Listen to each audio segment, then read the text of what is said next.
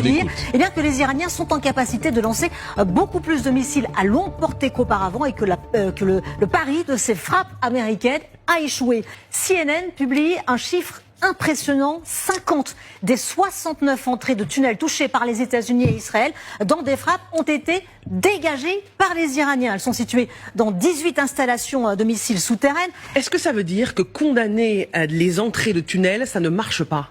Non, et en plus, les Iraniens ont simplement utilisé des bulldozers, des camions-bennes, rien de bien sophistiqué par rapport au coût important de ces frappes américaines. Des routes ont aussi été réparées et même refaites à neuf. De l'autre côté, il faut se souvenir que les Iraniens se préparent depuis très longtemps à un affrontement global. Et autre chose qui me semble aussi important de rappeler, c'est que les Iraniens sont des observateurs. Les Américains, ce n'est pas la première fois qu'ils interviennent au Moyen-Orient. Ils sont intervenus en Irak, ils sont intervenus en Syrie, ils sont intervenus en Afghanistan. Et pendant ce temps-là, les Iraniens, en bons stratèges qu'ils ont observé.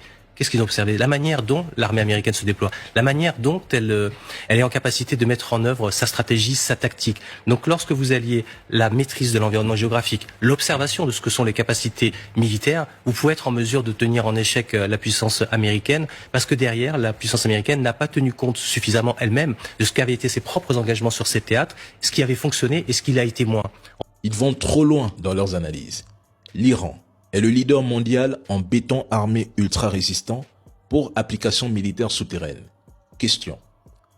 Concernant cette réalité, comment les États-Unis ont-ils pu convaincre certaines personnes qu'ils avaient détruit l'ensemble des missiles et lanceurs iraniens alors que la majorité était enfouie dans des bases souterraines quasiment impossibles à détruire ou à neutraliser?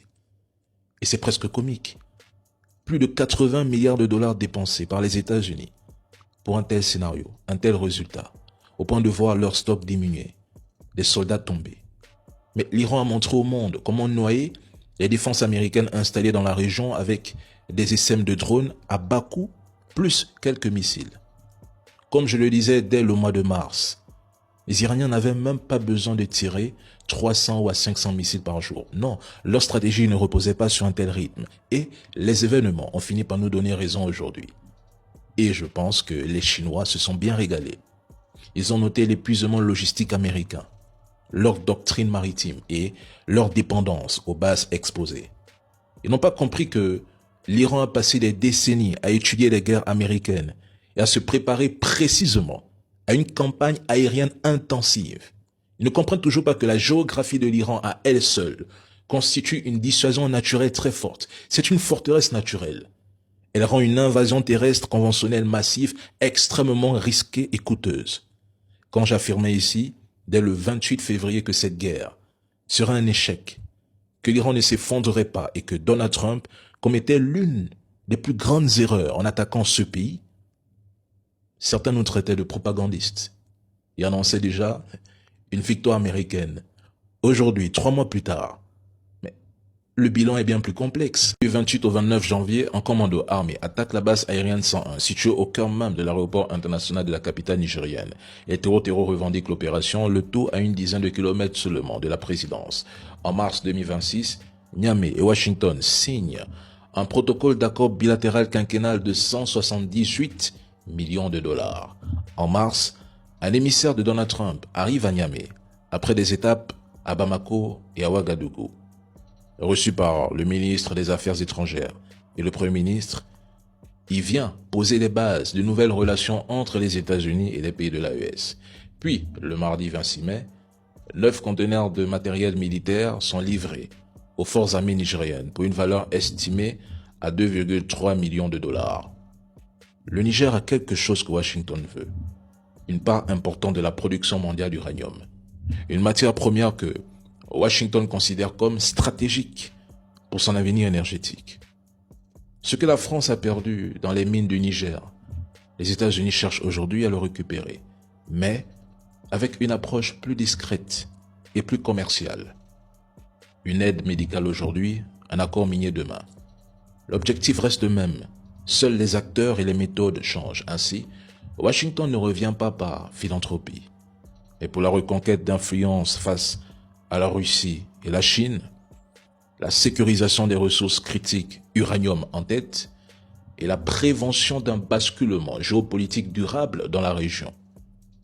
Mesdames et messieurs, conservant le contrôle des décisions stratégiques, des ressources nationales et des choix économiques. Dans un monde multipolaire, parler à la Russie, à la Chine, à la Turquie, aux États-Unis ou à d'autres puissances peut être une démarche parfaitement souveraine. Le véritable enjeu est ailleurs. Ne dépendre exclusivement de personne et s'imposer. À chaque accord signé, à chaque partenariat annoncé, à chaque cargaison livrée, le peuple nigérien doit gagner. Défendons notre souveraineté jour après jour, dans chaque décision et dans chaque contrat. Force à l'AES. Voici ce qu'aurait dit Donald Trump à son homologue israélien. Tu es complètement fou. Tu serais en prison sans moi. Je te sauve la mise. Tout le monde te déteste maintenant. Tout le monde déteste Israël à cause de ça. J'ai parlé aujourd'hui avec Benyamin Netanyahou et je lui ai demandé de ne pas lancer de raid d'envergure sur Beyrouth au Liban. Il a fait demi-tour. Si l'Iran n'avait pas suspendu les négociations en menaçant de frapper durement Israël en cas d'attaque contre Beyrouth, Donald Trump n'aurait probablement jamais tenu une telle déclaration. Mesdames et messieurs, après 90 jours de guerre avec plusieurs pays mobilisés contre un seul, l'Iran, quel est le résultat? Une profonde humiliation pour ceux qui annonçaient une victoire rapide. Cela fait 47 ans, 47, que certains prédisent la chute du gouvernement iranien. Pourtant, il est toujours en place. Cela fait plus de 4 ans, que d'autres annoncent la chute de Poutine, mais il est toujours en place. Quant à l'AES, les mêmes prophéties sont répétées sans cesse, mais nos dirigeants sont toujours en place. À ce stade, ce n'est plus de l'analyse qu'ils font. C'est une forme de guerre cognitive, destinée à façonner les perceptions. Mais sachez que, durant la période de cessez-le-feu, la capacité militaire et opérationnelle de l'Iran s'est renforcée. Téhéran a amélioré sa préparation, consolidé ses capacités de combat et compensé une partie des dommages subis. Aujourd'hui, ses forces armées apparaissent mieux préparées qu'au début du conflit, et c'est alarmant. Et si les hostilités reprennent, les conséquences pourraient être particulièrement lourdes pour la région et surtout pour Israël. Les Iraniens se sont préparés à tous les scénarios possibles. Depuis 3 mois, je répète ici que l'Iran n'a pas encore révélé l'ensemble de ses atouts stratégiques. L'Iran a les cartes en main et peut faire très mal à l'économie mondiale.